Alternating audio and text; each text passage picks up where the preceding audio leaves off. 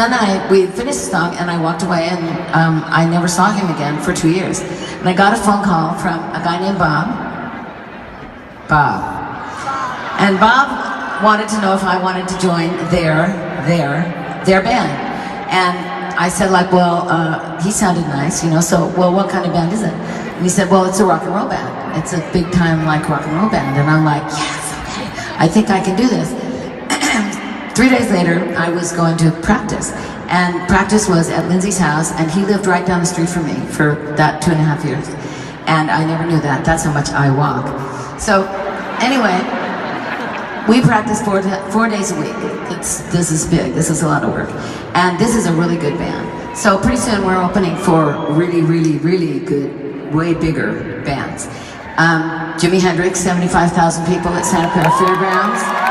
Janis Joplin, Stanford Frost Amphitheater, Stanford University, Santana, right the week before Woodstock came out, Monterey, Carmel, thousands of people.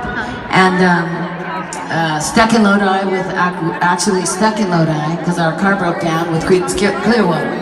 So it was, and that's only 4 of the groups that we opened for. We opened for many, almost all of the great San Francisco bands.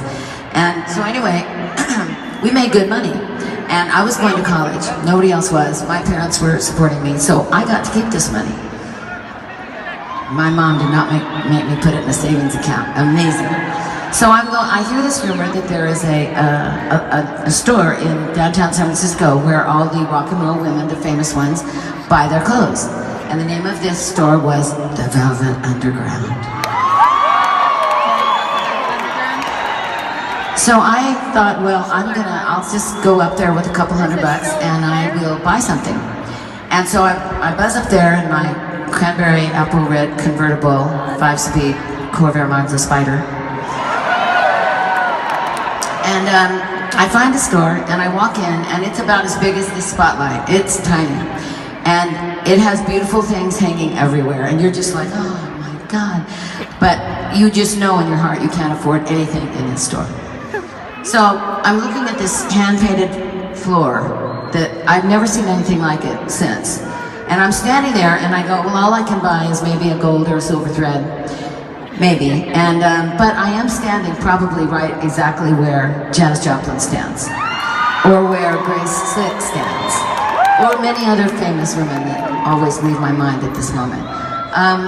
And so, you know what? I'm standing here in their presence. And I had like a premonition, and I felt like, oh my God, something's happening, and something's coming, something big is coming, and I didn't know what it was, but I knew it was something, and I knew it was going to be great, and I walked out of that store a different woman.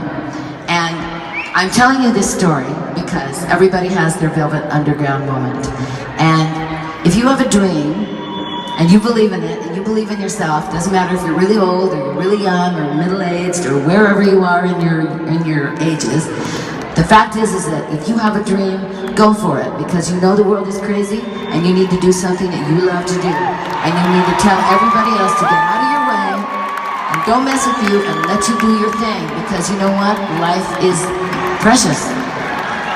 So I'm back to the Velvet Underground, back to the floor that I loved, back to a room with some lace and some paper flowers, back to the gypsy that I was.